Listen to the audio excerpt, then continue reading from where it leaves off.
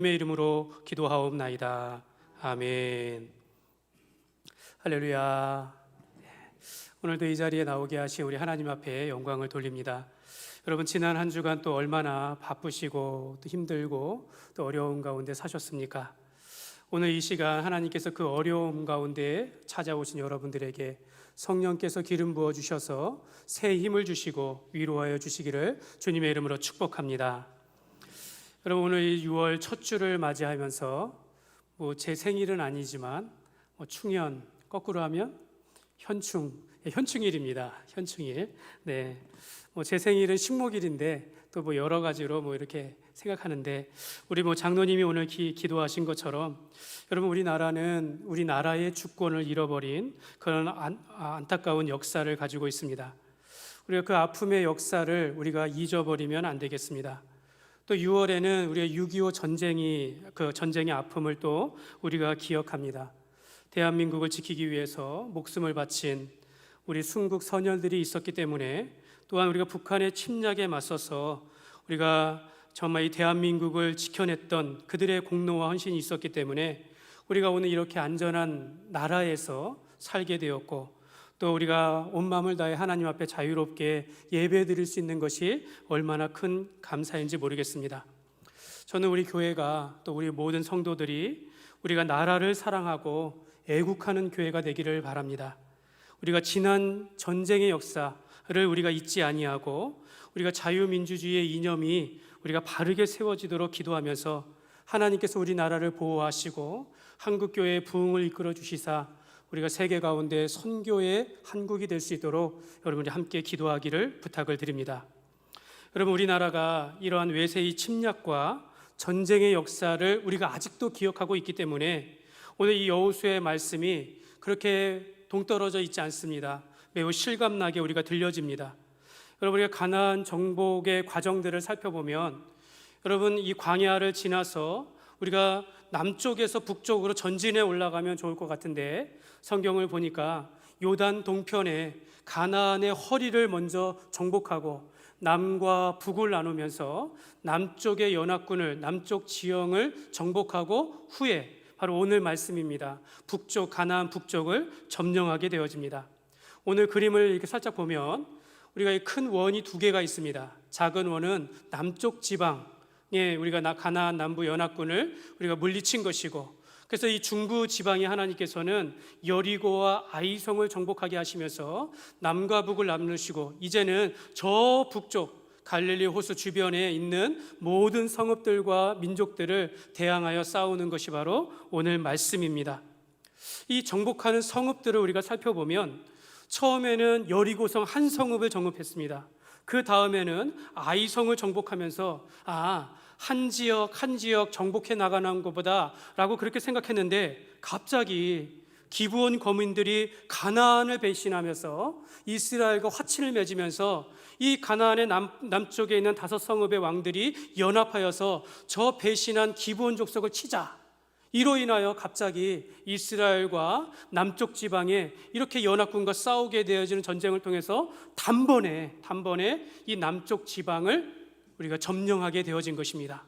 그러면서 이 소식을 들은 저 북쪽의 하솔 땅의 성읍의 야빈이라는 왕이 이 소식을 듣고, 우리도 전쟁을 준비하자 하면서 그 땅에 있는 모든 성읍의 왕들을 불러 모으고 모든 족속들을 불러 모아서 메롬 강가에 모여서 이제 전쟁을 준비하고 있습니다. 그들이 준비한 모습을 보니까 해변의 모래와 같이 많았고 말과 병거도 심이 많은 그런 연합군이었는데, 오늘 말씀 가운데 그 전쟁 가운데서도 이스라엘이 승리하였다라고 선언을 합니다. 그리하여 이스라엘은 가나안 온 땅을 점령하면서 오늘 11장 23절 마지막에 보면 그 땅의 전쟁이 그쳤더라, 이렇게 선언하게 되어집니다. 이 가나안 땅의 이 전쟁이 그치기까지 우리가 이 가나안을 정복하는 과정 가운데 우리가 몇 가지 중요한 교훈이 있습니다. 첫 번째는, 가나안을 쉽게 정복한 것처럼 우리가 보이지만 결코 이것이 사람의 힘으로 되어진 것이 아니다라는 겁니다.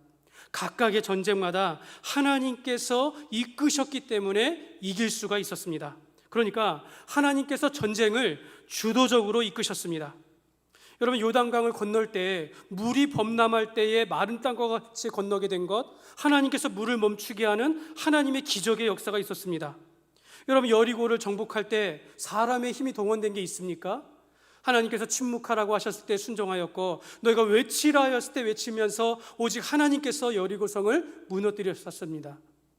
여러분, 아이성, 이 작은 성만큼은 우리 힘으로 되겠지 했지만 여러분 어떻게 되었습니까? 실패하였습니다.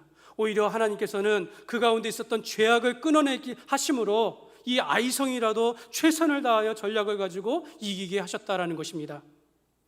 이 모든 전쟁 가운데 또한 이 가나안의 남부 연합군과 싸울 때에 이 적군들은 절대적으로 자기들이 유리한 지형과 산지와 골짜기가 있었음에도 불구하고 그 연합군을 대상으로 이길 수 있었던 것은 기브온 위에 태양을 멈추게 하시고 아얄론 골짜기에 달을 멈추게 하시면서 하나님께서 해의 길이를 길게 하심으로 낮에 그 모든 지형 가운데 전쟁을 이기게 하셨다라는 것입니다.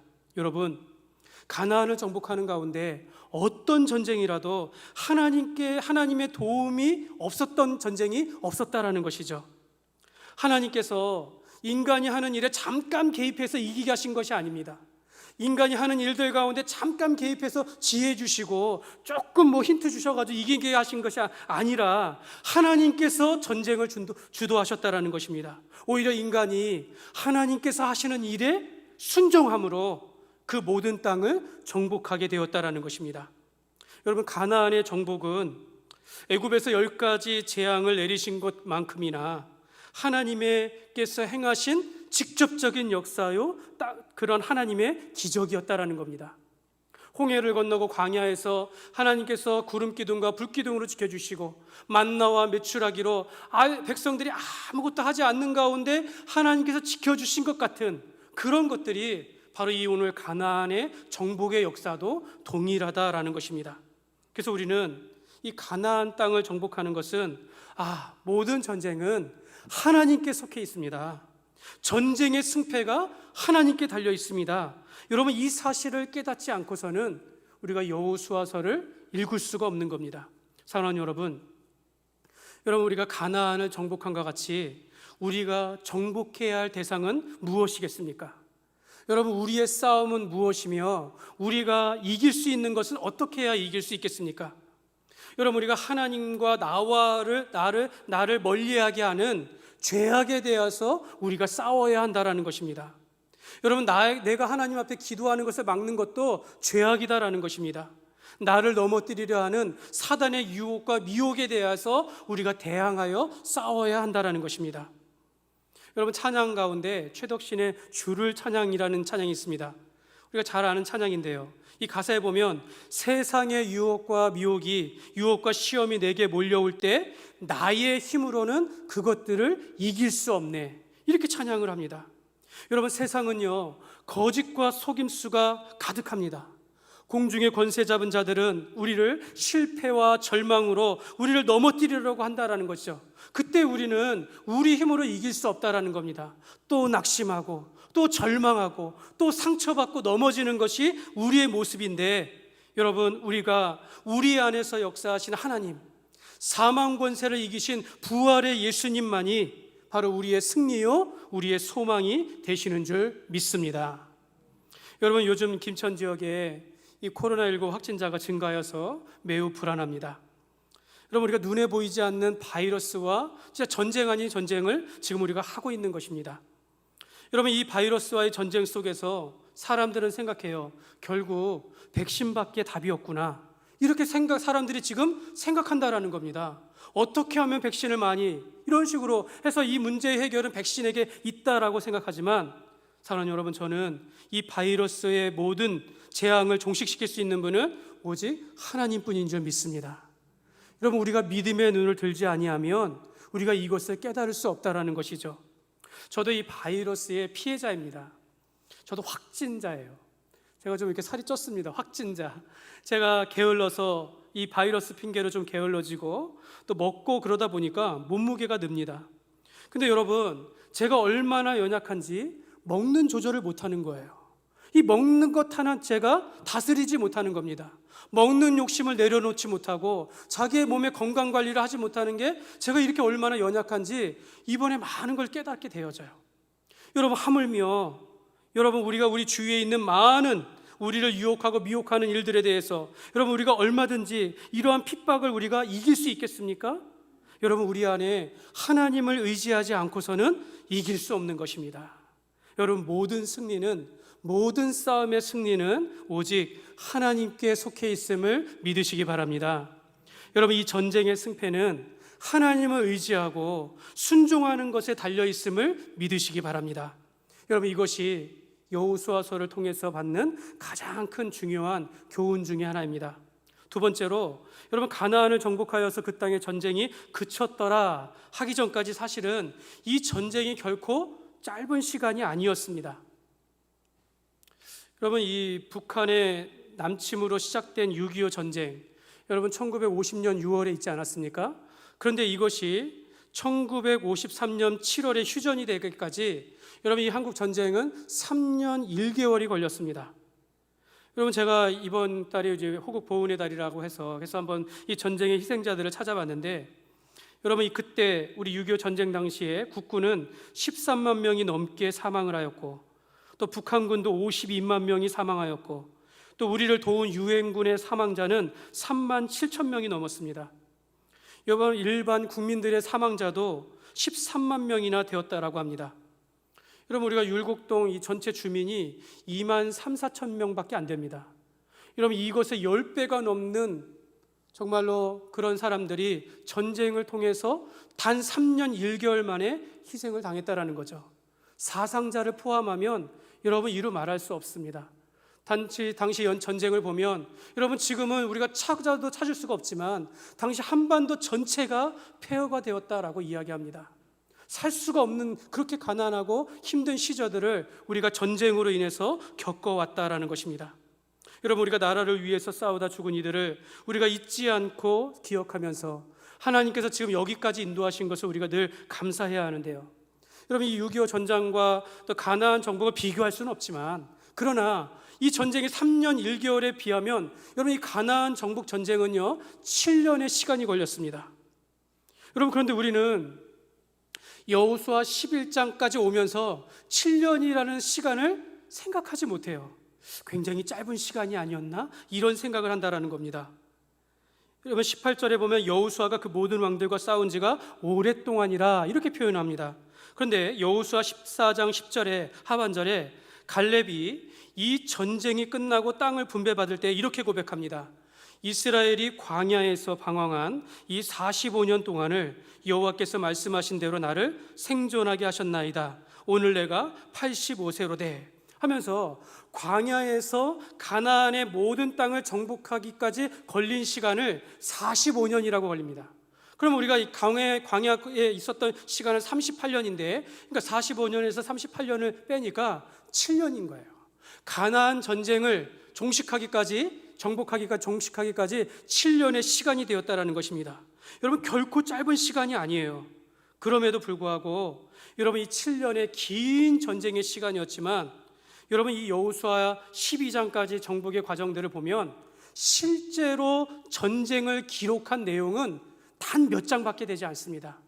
2장, 3장밖에 되지 않는다라는 겁니다.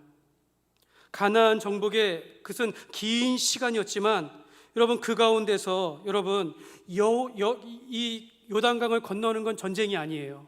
또한 여리고를 어떻게 정복하라, 하루에 여리고성을 한 바퀴 돌고 침묵하며 마지막 날에 7바퀴를 돌고, 이런 여호와의 말씀은 전쟁이 아닙니다. 또 그 안에 있었던 기생 라합의 이야기, 전쟁이 아니에요.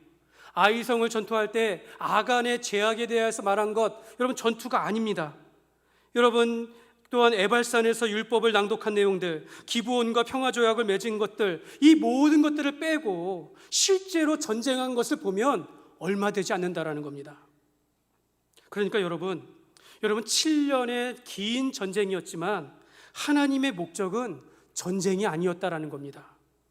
여러분, 그 땅을 차지하였다라는 그 결과가 목적이 아니다라는 것입니다. 또한 전쟁에서 이겼다, 졌다 하는 것에 초점을 맞추는 것도 아니다라는 것입니다. 왜냐하면요, 여러분, 만약에 그 땅을 차지하는 것이, 가나안 땅을 차지하는 것이 하나님의 목적이었다면 여러분, 이 역사 가운데 그 땅은 변하지 않았어야 된다는 거죠.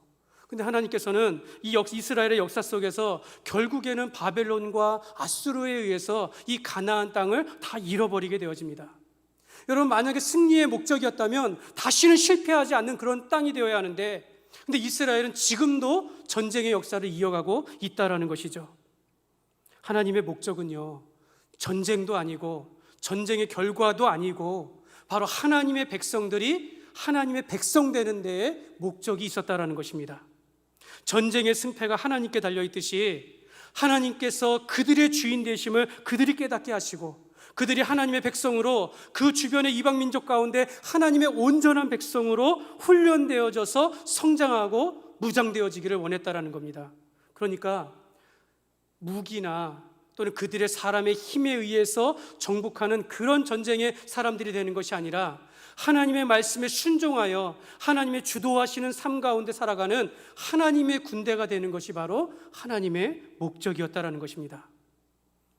오늘 우리도 전쟁과 같은 위기와 고난과 어려움의 시간들이 길어질 수 있습니다. 여러분, 다 연단의 과정입니다. 다 훈련의 시간들입니다. 우리가 하나님의 자녀로서 성장할 수 있도록, 하나님의 자녀답게 살아갈 수 있도록 하나님의 용사요, 하나님의 군대로 거듭나게 하시는 그런 과정으로 여러분, 우리의 삶을 이해해야 한다는 것입니다. 그러므로 오늘 본문에 이 11장 1절에서 15절 이 짧은 한 단락 위에 이 가나안의 반쪽 북쪽을 다 정복하는 내용들이 나와요. 그 크고 넓은 가나안 북부 지역을 정복하는 것으로 나오지만, 단순히 우리가 이제 전쟁이 끝났구나, 하나님의 약속이 이루어졌구나 하면서 우리가 그냥 지나치는 것이 아니라 더 집중해야 한다는 것이죠. 하나님께서 이 마지막 전쟁을 이기고 이제 전쟁을 그치면서 백성들이 하나님의 군대로 철저하게 무장하면서 연단되어져 가는 것을 우리가 믿음의 눈으로 보았으면 좋겠습니다. 그래서 저는 우리 마음에 이런 질문을 하였으면 좋겠어요. 7년의 전쟁 동안 이스라엘 백성들은 얼마나 훈련되었는가? 마찬가지로 우리 마음에 이런 질문도 있었으면 좋겠습니다. 이 코로나19 사태의 긴 시간 속에서 나의 믿음과 신앙은 얼마나 성장했는가? 내가 얼마나 훈련되어 성장하고 있는가? 여러분, 이 시간, 이 말씀을 통해서 이것을 우리가 살펴보았으면 좋겠습니다. 가나안의 남부지방이 점령되었다라는 이 소식이 이제 북방에 들리면서 북방의 하솔왕 야빈은 북방의 모든 성읍의 왕들을 모으고 가나안 7족속을 모으면서 연합하여 동맹을 맺으면서 전쟁을 준비합니다. 여러분, 남쪽에서는 이 예루살렘의 아도니 세덱이 주도자였다면 이 북쪽에는 하솔의 야빈이 있었어요. 오늘 10절에 보면 북방의 우두머리와 같다라고 말씀하고 있습니다. 그러니까 이 왕을 중심으로 해서 당시 야빈은, 이 하솔 땅은 이 여리고성의 몇 배로 큰 성읍을 다스리고 있다라고 말하고 있습니다. 그만큼 큰 성읍들을 가운데에서 이제 모든 족속을 모아가지고 최후의 일전을 준비하고 있다라는 겁니다. 4절에 보면 그들이 그 모든 군대를 거느리고 나왔으니 백성이 많아 해변에 수많은 모래 같고 말과 병거도 심히 많았으며 라고 합니다. 그 유대인의 역사가 요세푸스에 의하면 이 가나안 북쪽 연합군의 숫자는 보병이 30만이요 말을 타는 기병이 10만이고 병거가 2만 대에 달았다라고 그렇게 기록을 합니다. 여러분, 숫자로 보면은 이스라엘 군대도 만만치 않습니다. 이스라엘 군대가 다 참여하면 60만 대군이에요. 숫자로는 이길 수 있는지 모르지만 저 적군들은요 말 타는 기병이 10만이고 병거가 2만이에요. 그러니까 군사력에 있어서는 이 비교할 수 없는 겁니다. 이길 수가 없는 거예요. 우리가 아무리 지상에서 싸워봐야 우리가 하늘을 나는 공중에서 떨어뜨리면 이길 수 없는 것과 같이 그들이 전차의 부대가 있고 말을 태는 기병대가 있을 때 이 이스라엘은 질 수밖에 없는 절망스러운 상황이었을 것이다 라고 그렇게 요세푸스는 그렇게 말을 합니다. 여러분, 가나안 땅을 정복함에 있어서 여리고성 첫 성이 가장 큰 성읍이고 가장 큰 전쟁인 줄 알았더니 이제 이 마지막 전쟁이 가장 큰 싸움이었다라는 겁니다. 여러분, 우리가 한 시험을 이기고 한 유혹을 이기면서 이겨냈다고 하지만 다음에 또 다른 시험이 왔을 때는 더 크게 우리에게 다가올 수 있다는 것이죠. 그런데 여러분, 오늘 말씀을 읽으면 이스라엘 가운데 그런 절망이나 겁먹은 기색이 전혀 나타나 있지 않습니다. 이 말씀의 앞뒤 전후로 어디에도요, 북방의 수많은 연합군에 대해서 이스라엘 군사들이 스스로 마음이 녹았다, 간담이 녹았다, 그러면서 지도자를 원망하였다, 이런 말씀이 나와 있지 않습니다. 전술과 전략도 나와 있지 않아요. 그들의 마병을 어떻게 대항할지, 저 병거들을 어떻게 대항할지 전술과 전력도 나와 있지 않아요. 단지 기록하고 있지 않을 뿐 그들도 계획을 세웠을 것이에요. 그러나 오늘 말씀이 말씀하고 있는 것은 바로 하나님께서 주도하시는 것, 이 전쟁의 승패가 하나님께 달려있다는 것을 마지막 전쟁 가운데서도 보여주고 있다는 것입니다. 하나님께서는 여호수아에게 너희가 그들로 말미암아 두려워하지 말라, 이렇게 말씀하고 있어요. 그러면서 6절 하반절에 보면 내일 이맘때에 내가 그들을 이스라엘 앞에 넘겨주어 몰살시키리니 너는 그들의 말 뒷발에 힘줄을 끊고 그들의 병거를 불사르라. 내일 이맘때요. 내일 이맘때. 저는 이 한 구절의 말씀 속에서 하나님의 의지와 하나님의 능력이 정말 크게 담겨져 있다고 생각합니다. 여러분, 지금까지 해온 전투와는 상상할 수 없는 그런 큰 전투이지만, 그런 규모의 전투이지만 반드시 이기리라 라고 하나님께서 확신을 주고 있는 것입니다. 그런데 여호수아와 그 백성들은 조금도 주저하지 아니하고 그날에 가서 갑자기 그들을 진격하여 싸웠다라고 말씀하고 있는 것입니다. 하나님께서는 이 전쟁에서 너희가 이 전쟁할 때 그들의 말들의 뒷발에 힘줄을 끊어라, 그리고 그들의 병거를 취하게 되어지면 다 불살라 버려라. 여러분, 그 큰 군대의 그 말과 병거들을 모았다면 여러분, 이스라엘이 얼마나 강력한 더 큰 민족이 될 수 있었겠습니까? 그런데 하나님께서는 마지막 전쟁인데 너희가 그 말과 병거를 의지하지 마라. 이 전쟁은 하나님께 속해 있음을 믿게 하시려고 하나님께서 이렇게 말씀하고 있는 것입니다. 여러분, 이스라엘 백성들은 그대로 순종하였습니다. 7절에 보면 이에 여호수아가 모든 군사와 함께 메론 물가로 가서 갑자기 습격할 때에, 내일 이맘때에 갑자기 습격해서 이기게 되었다라는 거죠. 여러분이 갑자기 습격하다라는 것은 사실은 기습작전이라고 할 수 있겠지만, 저는 이 갑자기라는 것을 보면서 그들이 주저함 없이 순종하였다라는 것을 발견하게 됩니다.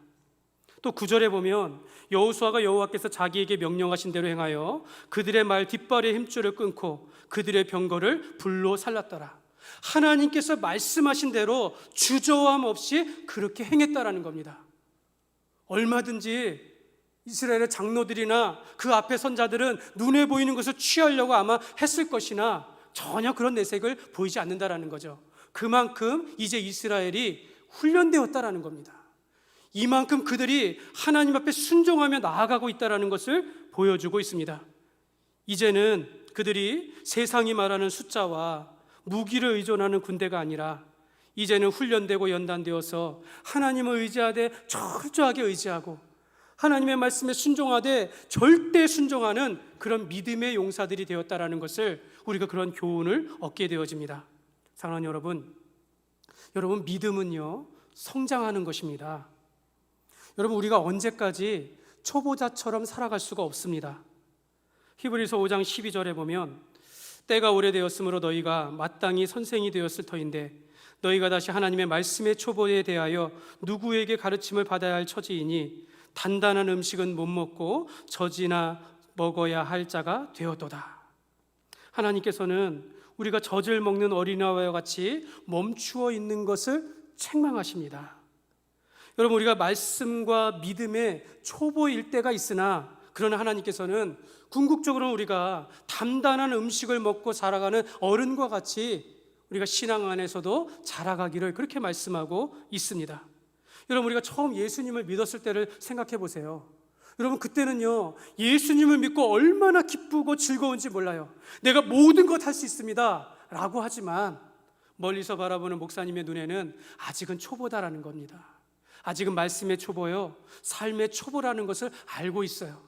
나는 하나님을 배신하지 않겠습니다. 나는 흔들리지 않겠습니다. 라고 이야기하지만 여러분, 좌우에 풍랑이 있는 것을 보고 베드로는 예수님을 의지하여 빠졌고, 나는 절대로 예수님을 배신하지 않겠습니다 했지만 베드로는 예수님을 모른다라고 하면서 부인하면서 신앙의 나락으로 빠졌습니다. 여러분, 분명히 우리는 믿음의 초보 시절이 있습니다. 실패와 상처와 위기 속에서 여러분, 우리가 얼마나 자주 넘어졌습니까? 그러나 여러분, 그런 시험 가운데 한 번을 이기면 다시 일어서는 겁니다. 내가 하나님의 은혜를 경험하고 다시 이런 시험이 오면 넘어지지 아니하리라.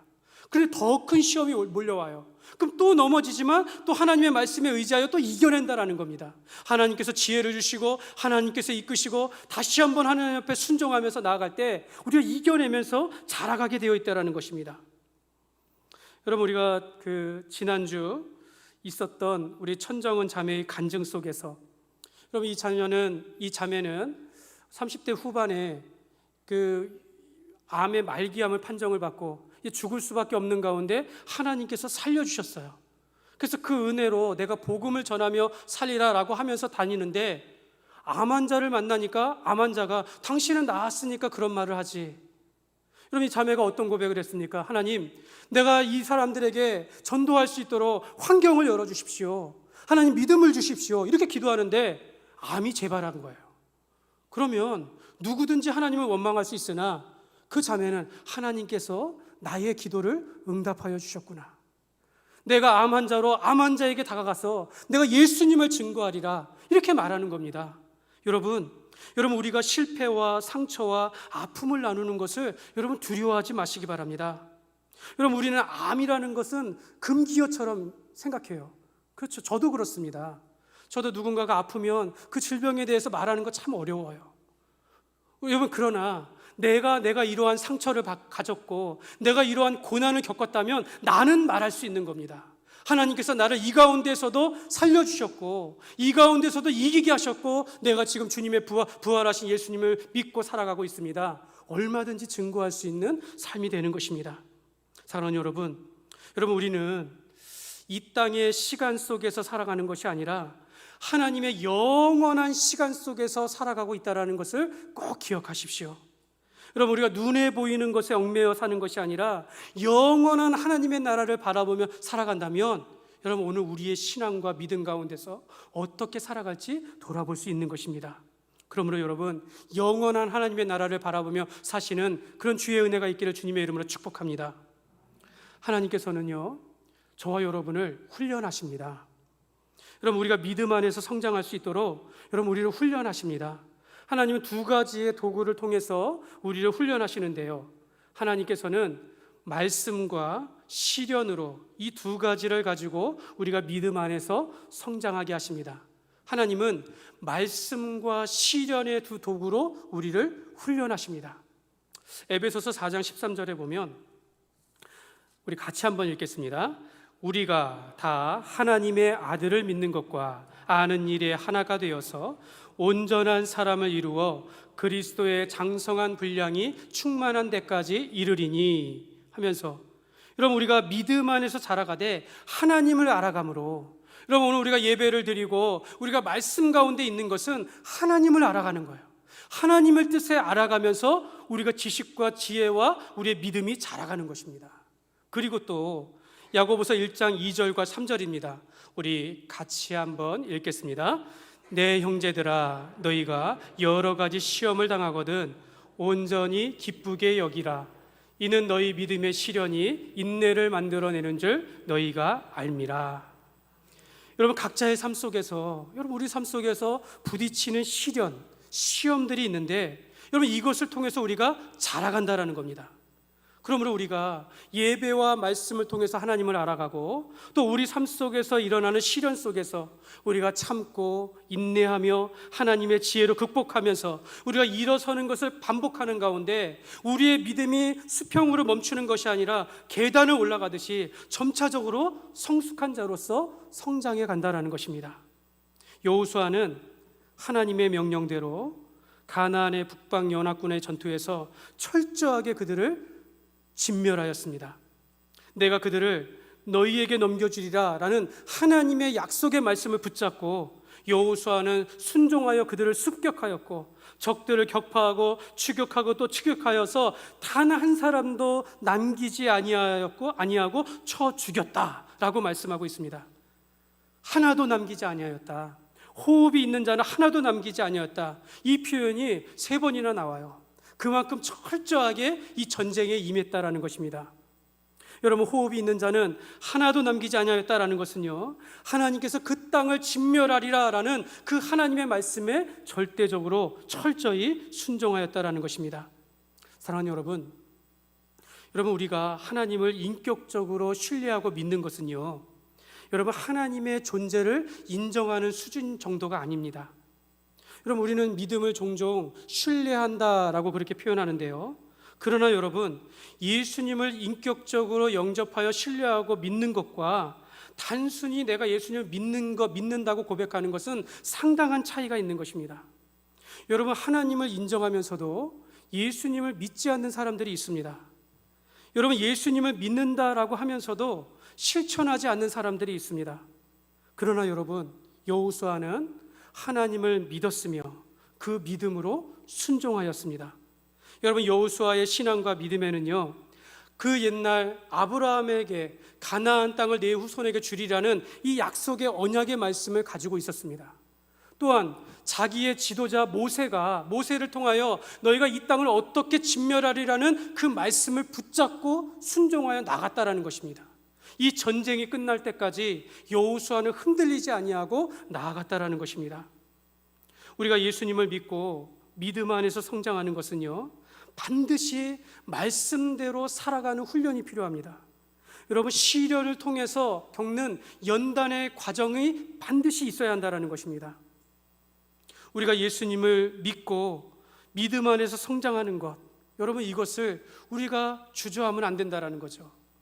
여러분, 우리가 내가 지금 겪고 있는 위기와 어려움과 남들이 알지 못하는 고통 가운데 있을지라도 여러분, 우리가 포기할 수 없는 것이 하나님께서 내 삶 가운데 주인 되어 주시고 하나님께서 이 전쟁의 승패를 붙들고 있음을 우리가 믿을 때에 우리가 하나님을 의지하지 않고서는 이것을 이겨낼 수 없다라는 그런 믿음을 우리가 가져야 될 줄 믿습니다. 그러므로 여러분, 이런 말씀의 훈련과 시련의 연단의 과정을 통해서 하나님의 군대와 같은 믿음의 용사들이 되시기를 주님의 이름으로 축복합니다. 여러분, 이 코로나와 같은 이런 재앙과 시련 속에서 여러분, 저와 여러분만큼은 하나님을 절대적으로 순종하며 의지하면서 흔들림 없는 하나님의 자녀가 되시기를 축복합니다. 말씀을 맺겠습니다. 여러분, 김동호 목사님의 마하나임이라는 책이 있습니다. 여러분, 이 마하나임이다라는 것은요, 군대라는 뜻입니다. 군대, 그러니까 하나님의 군대라는 그런 뜻입니다.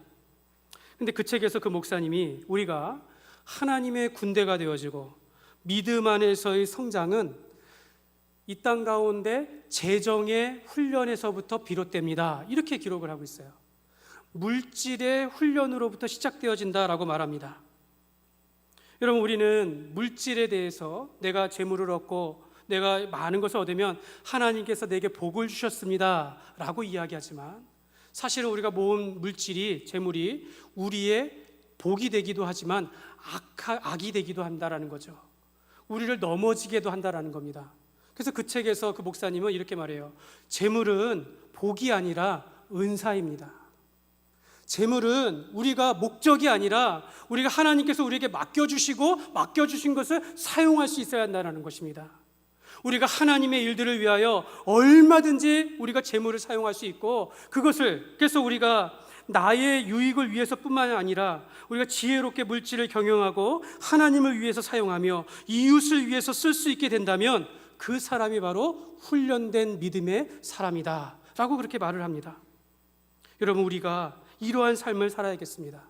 우리가 물질뿐만 아니라 우리가 내가 속한 가정과 교회와 삶 속에서, 그것이 관계의 문제이든 그것이 물질의 문제이든 또 어떤 위기와 고통 가운데 있든지 간에 그것이 우리에게 기회가 될 수 있는 것이죠. 우리가 시련의 과정 가운데, 시련을 통해 극복함을 통해서 우리가 연단되어질 수 있는 것입니다. 그러므로 우리가 하나님의 말씀과 시련의 과정을 통해서 우리가 하나님을 의지하되 철저하게 의지하게 하시고 우리가 순종하되 절대 순종하는 그런 삶을 통해서 우리가 하나님의 군사요 하나님의 성숙한 하나님의 자녀가 되시기를 주님의 이름으로 축원합니다.